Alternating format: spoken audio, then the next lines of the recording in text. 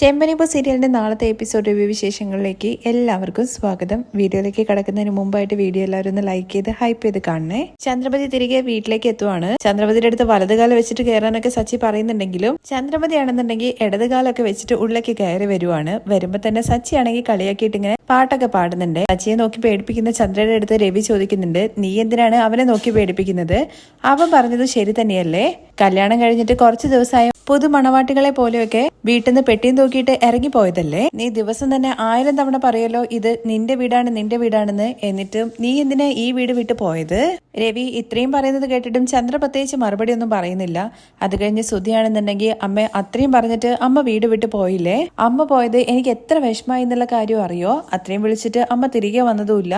അമ്മ ഇല്ലാത്തത് കൊണ്ട് തന്നെ എനിക്ക് ഇവിടുന്ന് ഭക്ഷണം കഴിക്കാൻ പോലും ഇഷ്ടമല്ലായിരുന്നു എന്നൊക്കെ പറയാണേ. സുധി പറയുന്നത് കേട്ട് സച്ചിയാണെങ്കിൽ അവിടുന്ന് കളിയാക്കിക്കൊണ്ട് അതെ ഡെയിലി അവൻ ഹോട്ടലിൽ നിന്നായിരുന്നു ഭക്ഷണം കഴിച്ചുകൊണ്ട് വന്നത്. സച്ചിയുടെ സംസാരം കേൾക്കുമ്പോഴേക്കും സുധി ആകെ എന്തോ പോലെ ആവുന്നുണ്ട് കേട്ടോ. അമ്മ കാരണം തിന്നാനൊന്നും പറ്റില്ല, ഇവിടെ പട്ടിണിയായിരുന്നു എന്നുള്ള മട്ടിലായിരുന്നല്ലോ സംസാരം. എന്നാൽ അതിന് കറക്റ്റ് മറുപടിയാണ് സച്ചി കൊടുത്തത്. അത് കഴിഞ്ഞ് വർഷയാണെന്നുണ്ടെങ്കിൽ ആന്റി ഒന്ന് മെലിഞ്ഞതുപോലെ തോന്നുന്നുണ്ടല്ലോ അല്ലെ ശ്രീകാന്ത് എന്ന് വർഷ ചോദിക്കുമ്പോ അതെ അവള് പറഞ്ഞ് ശരി തന്നെയാണ്, അമ്മ ഒന്നും ഉടഞ്ഞിട്ടുണ്ട്.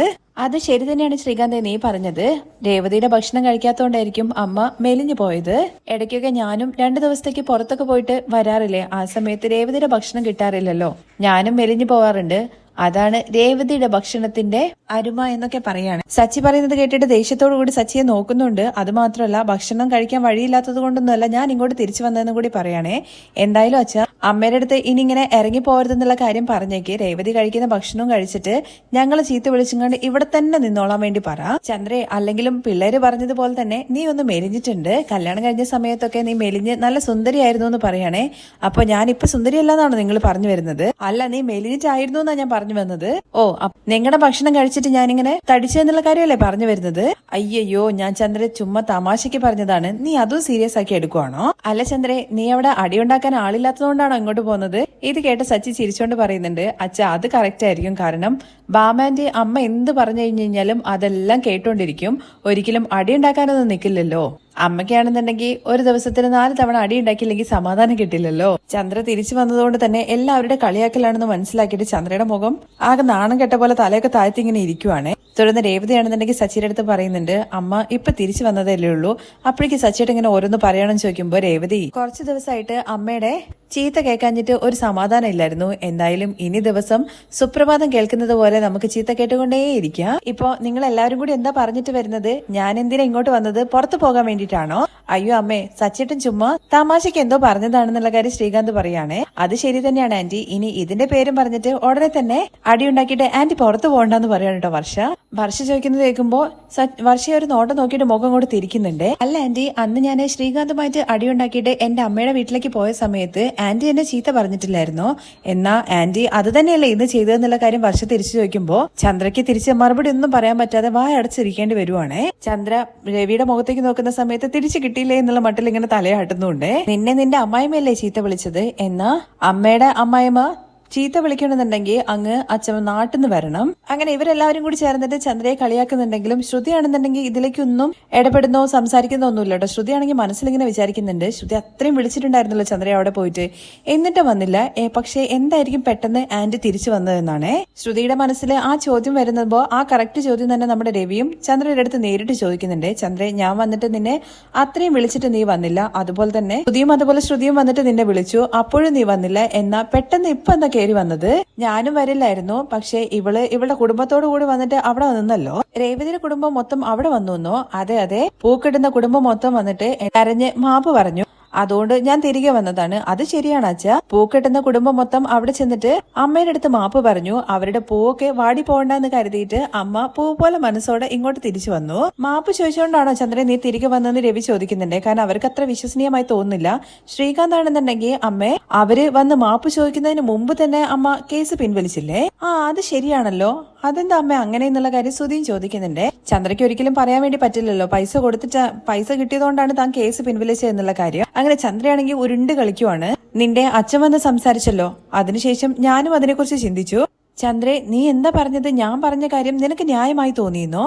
രവിയേട്ടാ, നിങ്ങൾ പറഞ്ഞത് ശരി തന്നെയാണ്. മറ്റുള്ളവരുടെ പ്രശ്നം കാരണം നമ്മൾ എന്തിനാണ് പിരിഞ്ഞിരിക്കുന്നത്? അതുകൊണ്ടാണ് ഞാൻ പിൻവലിച്ചത്. ഇപ്പൊ എന്താ ഞാൻ വന്നത് നിങ്ങൾക്ക് ഇഷ്ടപ്പെട്ടില്ലേ? നിങ്ങൾ പോന്ന് പറഞ്ഞാൽ മതി, ഞാൻ ഇപ്പൊ തന്നെ പോയിക്കോളാം എന്നൊക്കെ പറയുന്നുണ്ട്. എന്നാ ശ്രുതിയാണെന്നുണ്ടെങ്കിൽ അയ്യോ അമ്മ അങ്ങനെ പോവല്ലേ, ഓൾറെഡി അമ്മയെ കാണാൻ വേണ്ടിയിട്ട് ഞാൻ ദിവസവും അമ്മേന്റെ വീട്ടിലേക്ക് വണ്ടി ഓടിച്ചിട്ടല്ലേ വന്നോണ്ടിരുന്നത്. അങ്ങനെ വന്ന് ഇപ്പൊ എന്റെ പെട്രോൾ ചെലവ് കൂടുതലാണ്. ഇത് കേട്ട ഉടനെ തന്നെ ചന്ദ്രയാണെന്നുണ്ടെങ്കിൽ ദേഷ്യത്തോടു കൂടി നോക്കുവാണ് കേട്ടോ. അമ്മയെ കാണുന്നതിനേക്കാളും വലുത് ശ്രുതിക്ക് പെട്രോൾ ചെലവായതാണെന്നുള്ള രീതിയിലാണല്ലോ പറഞ്ഞത്. ശ്രുതിയാണെന്നുണ്ടെങ്കിൽ ശ്രുതിയെ തട്ടിക്കൊണ്ട് എന്തൊക്കെയാ ഈ പറയുന്നതെന്നുള്ള മട്ടിൽ ചോദിക്കുവാണേ. പക്ഷെ കിട്ടിയ അവസരല്ലേ സച്ചിൻ വിട്ടുകൊടുക്കുന്നില്ല കേട്ടോ. കേട്ടില്ലേ അച്ഛാ അവൻ പറഞ്ഞത്? അവന് പെട്രോൾ ചെലവ് കൂടുതലാണ്, അതുകൊണ്ട് അമ്മ പുറത്തു പോണ്ട എന്നുള്ള കാര്യം പറഞ്ഞത്. ഇപ്പൊ മനസ്സിലായില്ലേ അവൻ ഏത് തരത്തിലുള്ള ആളാണെന്ന്? അതുകൊണ്ടൊന്നും അല്ല അമ്മയെ കാണാതിരിക്കുക എന്ന് പറയുന്നത് എനിക്ക് ഭയങ്കര വിഷമമുള്ള കാര്യമാണ്. അത്രയും നേരം മിണ്ടാതിരുന്ന ശ്രുതിയും പറയുന്നുണ്ട് കേട്ടോ. അതെ ആന്റി, ഇനി അങ്ങനെ ദേഷ്യപ്പെട്ടിട്ട് പുറത്തേക്ക് ഇറങ്ങി പോവരുത്. അതെ, എന്തായാലും എല്ലാവരും വന്ന് വിളിച്ചല്ലോ എന്ന് വിചാരിച്ചിട്ടാണ് ഞാൻ തിരികെ വന്നത്. പക്ഷേ നടന്ന സംഭവങ്ങളൊന്നും ഞാൻ മറന്നിട്ടില്ല. ഇപ്പൊ തന്നെ ഞാൻ ഒരു കാര്യം പറഞ്ഞേക്കാം. രേവതി ഇവിടെ നിൽക്കുന്നതുകൊണ്ട് എനിക്ക് പ്രശ്നമൊന്നുമില്ല. പക്ഷെ അവളുടെ കുടുംബത്തിലുള്ള ആരും ഈ വീട്ടിലേക്ക് കയറി വരാൻ വേണ്ടി പാടില്ല. അങ്ങനെയൊക്കെ പറയുന്നത് എന്റെ അനിയത്തിയും അതുപോലെ തന്നെ അമ്മയും എന്ത് തെറ്റാ ചെയ്തത്? അവർക്ക് എന്നെ കാണണമെന്ന് ആഗ്രഹം ഉണ്ടാവില്ലേ? ഒരു നല്ല നാള് വിശേഷം അങ്ങനെയൊക്കെ വരുന്ന സമയത്ത് അവര് ഇങ്ങോട്ട് വരണ്ടേ? അതല്ലേ ഞാൻ പറഞ്ഞത് വരരുത് എന്നുള്ള കാര്യം. തുടർന്ന് രവി പറയുന്നുണ്ട്, ചന്ദ്രേ ഇതൊക്കെ വലിയ തെറ്റാണ്. സ്വന്തം അമ്മയും അതുപോലെ കുടുംബാംഗങ്ങളും അവരുടെ മകളെ കാണാൻ വേണ്ടിയിട്ട് വരരുതെന്നുള്ള കാര്യം എങ്ങനെ നമ്മൾ പറയുന്നത്? അങ്ങനെയാണെങ്കിൽ അവര് വന്നോട്ടെ, എന്നിട്ട് പടയിൽ നിന്നിട്ട് അവരെ കണ്ടിട്ട് പൊക്കോട്ടെ എന്ന് പറയണം ചന്ദ്ര. എന്റെ വീട്ടിനുള്ളിലേക്ക് വരാൻ വേണ്ടി പാടില്ല. വാതിക്കൽ വന്നിട്ട് കണ്ടിട്ട് പോകാൻ വേണ്ടിയിട്ട് അവരെന്താ പോസ്റ്റ്മാൻ ആണോ? അവര് ഇങ്ങോട്ട് വന്നാ എന്താ പ്രശ്നം എന്ന് ചോദിക്കുകയാണെ സച്ചി. വന്നിട്ട് എന്ത് ചെയ്യാനാണ്? എന്റെ കഴുത്തിലും കാതിലും ഉള്ളതിന്റെ ഒക്കെ എണ്ണ എടുത്തോണ്ട് പോയിട്ട് ഞാൻ റോഡിലൂടെ പോകുന്ന സമയത്ത് അവരുടെ മകനെ വിട്ടിട്ട് എന്റെ കഴുത്തിലുള്ളതൊക്കെ പറിച്ചോണ്ട് പോയിട്ട് എന്നെ തള്ളിയിടാൻ വേണ്ടിയിട്ടാണോ? അതുകൊണ്ടാണ് ഞാൻ പറഞ്ഞത് ഈ വീട്ടിലേക്ക് ആരും വരരുത് എന്നുള്ള കാര്യം. ചന്ദ്രേ, സ്വന്തം ബന്ധുക്കളെടുത്ത് നമ്മൾ ഈ വീട്ടിലേക്ക് വരരുതെന്നുള്ള കാര്യം ഒരിക്കലും പറയാൻ വേണ്ടി പാടില്ല. നാളെ നമുക്ക് എന്തെങ്കിലും സംഭവിച്ചു കഴിഞ്ഞാൽ തന്നെ 4 പേര് ഇങ്ങോട്ട് കയറി വരണ്ടേ? ഇവര് സ്വന്തങ്ങളും ബന്ധുക്കളൊക്കെ വന്നു കഴിഞ്ഞാൽ നമുക്ക് എന്തെങ്കിലും സംഭവിക്കുക എന്നുള്ള കാര്യം ചന്ദ്ര തിരിച്ച് രവിയുടെ അടുത്ത് പറയുമ്പോൾ, ചന്ദ്രയെ അങ്ങനെയൊന്നും സംസാരിക്കരുത്, ആരടുത്തും അങ്ങനെ ഇങ്ങോട്ട് വരരുതെന്നുള്ള കാര്യം പറയരുത്, ഇനി എന്തായാലും ഇങ്ങനെ ഒരു സംഭവം ഉണ്ടാവരുതെന്നുള്ള കാര്യം വിചാരിക്കും. ചന്ദ്ര പറയുന്നത് എന്തായാലും ഇനി വില പോവില്ല എന്നുള്ള കാര്യം മനസ്സിലാക്കി ചന്ദ്ര തന്നെ എന്തേലൊക്കെ ചെയ്യുമെന്ന് പറഞ്ഞിട്ട് എണീറ്റ് പോവുകയാണ്. പോകുന്നിടത്ത് തിരിച്ചു വന്നിട്ട് ചോദിക്കുന്നുണ്ട്, അല്ല എന്നെ ഇവിടുന്ന് പുറത്തേക്ക് പറഞ്ഞു വിട്ടിട്ട്? ചന്ദ്രേ, നിന്നെ ഇവിടുന്ന് ആരും പുറത്തേക്ക് പറഞ്ഞു വിട്ടില്ല, നീയായിട്ടാ പോയത്. ശരി എന്ന് പറഞ്ഞിട്ട് നേരെ രവിയുടെ അരികിൽ ചെന്നിരിക്കുവാണ്. ഞാന് ഇവിടുന്ന് പോയതിനു ശേഷം നിങ്ങള് ഇവിടുന്ന് താമസം നിങ്ങളുടെ അമ്മയുടെ അടുത്തേക്ക് മാറ്റുകയാണെന്നുള്ള കാര്യം പറഞ്ഞല്ലോ. അമ്മ അങ്ങനെ ഒരു കാര്യം പറഞ്ഞിട്ടുണ്ടെങ്കിൽ അത് ഉറപ്പായിട്ട് സച്ചി പറഞ്ഞതായിരിക്കും എന്നുള്ള കാര്യം മനസ്സിലാക്കിയിട്ട് രവി സച്ചിയെ ഒരു നോട്ടം നോക്കുന്നുണ്ട്. സച്ചിയാണെങ്കിൽ അതേ അച്ഛൻ ഞാൻ തന്നെയാന്നുള്ള മട്ടിൽ കണ്ണോട് ഇങ്ങനെ ആക്ഷൻ കാണിക്കുവാണ്. അതെ, ശരി തന്നെയാണ്. വേറെ അല്ലെങ്കിലും ഞാൻ എന്ത് ചെയ്യാനാണ്? പെണ്ണുങ്ങൾക്ക് മാത്രമാണോ അടി ഉണ്ടാക്കിയിട്ട് അവരുടെ അമ്മയുടെ വീട്ടിലേക്ക് പോകാൻ വേണ്ടി പറ്റുക? എന്താ ആണുങ്ങൾക്ക് പോയിക്കൂടെ?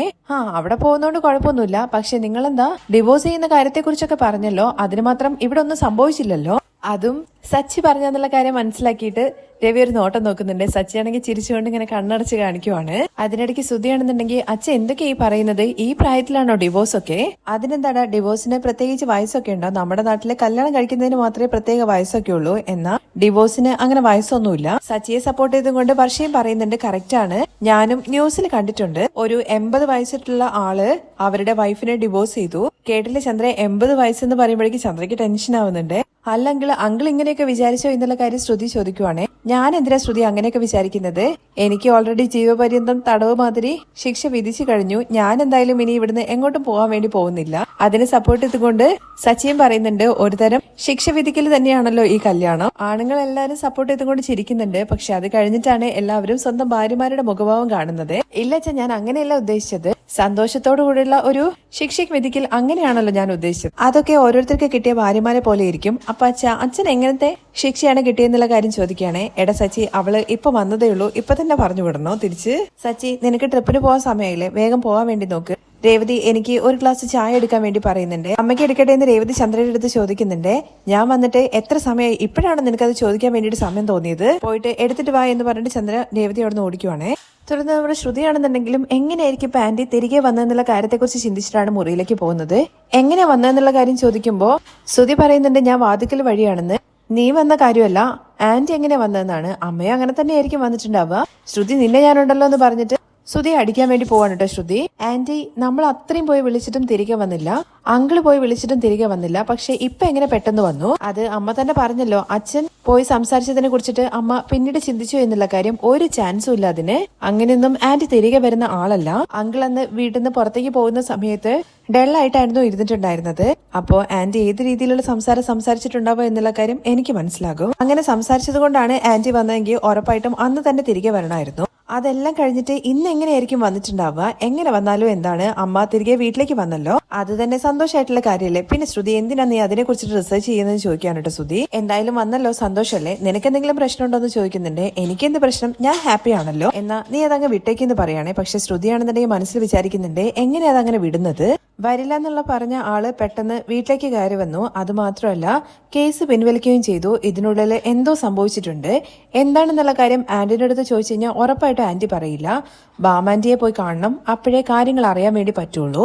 ബാമാന്റിയാണ് ശരിയായിട്ടുള്ള ആള്. ചോദിക്കേണ്ട രീതി ചോദിച്ചു കഴിഞ്ഞു കഴിഞ്ഞാൽ ആന്റി കാര്യങ്ങളെല്ലാം പറയും. കഴിഞ്ഞ രാത്രിയിലാണ് കാണിക്കുന്നത് സച്ചിൻ രേവതിയും ടെറസില് മാനം നോക്കി ഇങ്ങനെ കിടക്കുവാണ്. ഈ വാനം എന്തെല്ലാം കഥകളാണ് പറഞ്ഞു തരുന്നതെന്നുള്ള കാര്യം അറിയോ? ഒരു ദിവസം എന്റെ കാറിൽ കയറിയ ഒരു ടീച്ചർ പറഞ്ഞു, വാനത്തിലെ എന്തോരം നക്ഷത്രങ്ങളുണ്ട് ഇപ്പോ, അത് എല്ലാം ഒരു ദിവസം പോകും, പക്ഷേ വാനം എപ്പോഴും അതുപോലെ തന്നെ ഉണ്ടാകും. അതുപോലെ തന്നെയാണ് ചില തീരുമാനങ്ങൾ നമ്മൾ എടുക്കുമ്പോൾ അതിനെതിരായിട്ടുള്ള കാര്യങ്ങളൊക്കെ നടക്കും. പക്ഷേ നമ്മുടെ തീരുമാനം എപ്പോഴും സ്ട്രോങ് ആണെന്നുണ്ടെങ്കിൽ അത് അങ്ങനെ തന്നെ നിലനിൽക്കും. എന്താ സച്ചേട്ട തത്വം പറയണമെന്നുള്ള കാര്യം രേവതി ചോദിക്കുന്നുണ്ട്.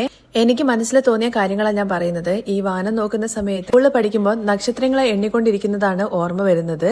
നമ്മൾ എത്ര എണ്ണി കഴിഞ്ഞു കഴിഞ്ഞാലും അത് ഒരിക്കലും തീരാൻ വേണ്ടി പോകുന്നില്ല. സ്കൂളിൽ നിന്ന് പഠിപ്പിച്ച ട്വിങ്കിൾ ട്വിങ്കിൾ ലിറ്റിൽ സ്റ്റാർ ആ പാട്ട് ഓർമ്മ വരുന്നുണ്ടെന്നൊക്കെ പറഞ്ഞിട്ട് കുറച്ച് പാടുവാണ്. അതിനുശേഷം മുഴുവനാക്കാൻ വേണ്ടി പറ്റുന്നില്ല. ചേട്ടൻ എന്തിനാണ് അതിനെ കുറിച്ചൊക്കെ പറയുന്നത്? അറിയുന്ന കാര്യങ്ങൾ പറഞ്ഞാൽ പോരെന്ന് ചോദിക്കുന്നുണ്ട്. എനിക്കറിയുന്നത് പാട്ടുകളാണെന്ന് പറഞ്ഞിട്ട് സച്ചി കുറച്ച് പാട്ടൊക്കെ പാടുന്നുണ്ട്.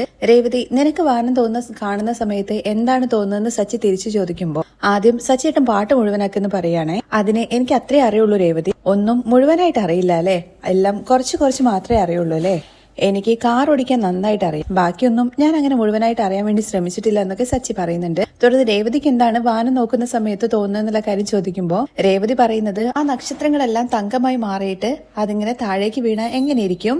അങ്ങനെ വീഴുന്ന സമയത്ത് നമുക്ക് നമ്മുടെ കടങ്ങളൊക്കെ വീട്ടാൻ വേണ്ടി പറ്റില്ലേ? ഞാൻ റൊമാൻറ്റിക് മോഡിൽ വന്ന സമയത്ത് നീ ആണെങ്കിൽ വേറെ റൂട്ടിൽ അത് തിരിച്ചു വിടാൻ വേണ്ടി ശ്രമിക്കുക എന്നൊക്കെ പറഞ്ഞിട്ട് സച്ചി കൊതികുത്തിയിട്ട് ഇങ്ങോട്ട് തിരിഞ്ഞിരിക്കുന്നുണ്ട്. സച്ചിയേട്ടാ, ഞാൻ പറഞ്ഞത് ദിവസം കൂടുന്തോറും കടം കൂടി വരുവാണല്ലോ, അതിനെ കുറിച്ചാണ്. ഇപ്പൊ കാറിന്റെ ഡ്യൂ തീരാൻ വേണ്ടി ആയി എന്നുള്ള കാര്യം വിചാരിച്ചപ്പോഴേക്ക് അതിന് മേലെ വീണ്ടും കടമായി. അതിനിപ്പോ ഞാൻ കുറച്ച് ട്രിപ്പ് കൂടുതൽ പോയി കഴിഞ്ഞു കഴിഞ്ഞാൽ എല്ലാം വീട്ടാൻ വേണ്ടി പറ്റുന്ന സച്ചി പറയുവാണേ. അങ്ങനെ അതിനു വേണ്ടിയിട്ട് സച്ചിയുടെ രാത്രിയിലൊന്നും കാർ ഓടിക്കണ്ട, എനിക്ക് സച്ചിയേട്ടൻ ഇല്ലാതെ ഇരിക്കാൻ വേണ്ടി പറ്റില്ല എന്ന് പറയാനേ. ആണോ രേവതി എന്ന് ചോദിക്കുമ്പോഴേക്കും സച്ചിയേട്ടൻ വിചാരിക്കുന്നത് പോലെയൊന്നുമല്ല. ഒരു ദിവസം കുറച്ച് സമയമെങ്കിലും സച്ചിയേട്ടൻ കൂടെ ഉണ്ടാവണമെന്ന് വിചാരിച്ചു, അത്രേ ഉള്ളൂ. സച്ചിയേട്ടൻ കടമടയ്ക്കാൻ വേണ്ടിയിട്ട് എന്റെ കയ്യിൽ വേറൊരു ഐഡിയ ഉണ്ട്. എന്താ ഐഡിയ എന്ന് സച്ചി ചോദിക്കുമ്പോൾ നമ്മൾ ഈ പൂവൊക്കെ കെട്ടിക്കൊടുക്കില്ലേ മണ്ഡപത്തിലേക്ക്, അവിടെ ഡെക്കറേഷൻസും കാര്യങ്ങളൊക്കെ ചെയ്യാൻ വേണ്ടിയിട്ട് ഓർഡർ കിട്ടുമോ എന്നുള്ള കാര്യം ചോദിക്കാൻ വേണ്ടിയിട്ട് പോവാണ്. അതിനു വേണ്ടിയിട്ട് ചില ഡെക്കറേഷൻസും കാര്യങ്ങളൊക്കെ പൂ വെച്ച് ചെയ്തിട്ട് അതിന്റെ ഫോട്ടോസ് ഒക്കെ എടുത്ത് മണ്ഡപങ്ങളിൽ കൊണ്ടുപോയിട്ട് കാണിക്കാൻ വേണ്ടി പോവാണ്. രേവതിയുടെ ഐഡിയ കേൾക്കുമ്പോൾ സച്ചി ആണെങ്കിൽ ഭയങ്കര ഹാപ്പി ആവുന്നുണ്ട് കേട്ടോ. ഇത് നല്ല ഐഡിയ ആണ് രേവതി. എന്തായാലും പൂ വിൽക്കുന്ന നീയാണെന്നുണ്ടെങ്കിൽ ഒരു പടി മുകളിലേക്ക് ഉയരാൻ വേണ്ടിയിട്ട് ശ്രമിക്കുന്നുണ്ടല്ലോ, നല്ല ഐഡിയ ആണ്. നല്ല ഐഡിയ ഒക്കെ തന്നെയാണ്, പക്ഷേ ഓർഡർ കിട്ടുമോ എന്നുള്ള കാര്യം സച്ചിയേട്ട അറിയില്ല. എന്തായാലും അതിനു വേണ്ടിയിട്ടുള്ള കാര്യങ്ങളൊക്കെ ചെയ്തു നോക്കണം. നമ്മൾ അതിനു വേണ്ടിയിട്ടുള്ള കാര്യങ്ങൾ ചെയ്തു കഴിഞ്ഞു കഴിഞ്ഞാൽ ഉറപ്പായിട്ടും ഓർഡർ കിട്ടും. രേവതി, എന്നെ കൊണ്ട് പറ്റുന്ന കാര്യങ്ങൾ ഞാനും നിനക്ക് ചെയ്തു തരാട്ടോ, കൈകൊട് എന്ന് പറഞ്ഞിട്ട് കൈയൊക്കെ കൊടുത്തിട്ട് നിനക്ക് ഓർഡർ കിട്ടാൻ വേണ്ടി പോവാണ് രേവതി എന്ന് പറഞ്ഞിട്ട് രണ്ടുപേരും ഭയങ്കര ഹാപ്പി ആയിട്ട് ഇരിക്കുവാണ് കേട്ടോ. അങ്ങനെ രേവതി പുതിയതായിട്ട് ഒരു ബിസിനസ്സും കൂടി ആരംഭിക്കാൻ വേണ്ടിയിട്ട് പോവാണ്. രേവതി എന്നിട്ട് വാനത്തിലേക്ക് നോക്കുന്ന സമയത്തുണ്ടല്ലോ, രേവതി മനസ്സിൽ വിചാരിച്ചല്ലോ അതൊക്കെ തങ്കമായിട്ട് തങ്കത്തിന്റെ മഴ പെയ്യുന്നത് പോലെ ഇങ്ങനെ പെയ്യുന്നത് അതിങ്ങനെ തോന്നുന്നുണ്ടേ. എന്നതിന് ശേഷം വീണ്ടും മുകളിലേക്ക് നോക്കുമ്പോൾ നക്ഷത്രങ്ങളെ കാണുന്നത്. അത് കണ്ട് രേവതി ഇങ്ങനെ ചിരിച്ചുകൊണ്ടിരിക്കുകയാണ്. ആ രംഗത്തോട് കൂടിയിട്ടാണ് എപ്പിസോഡിന്റെ റിവ്യൂ അവസാനിക്കുന്നത്. ബാക്കി വിശേഷങ്ങൾ കേൾക്കാൻ താല്പര്യമുണ്ടെന്നുണ്ടെങ്കിൽ നെക്സ്റ്റ് എപ്പിസോഡിന് കമന്റ് ചെയ്യണേ. താങ്ക്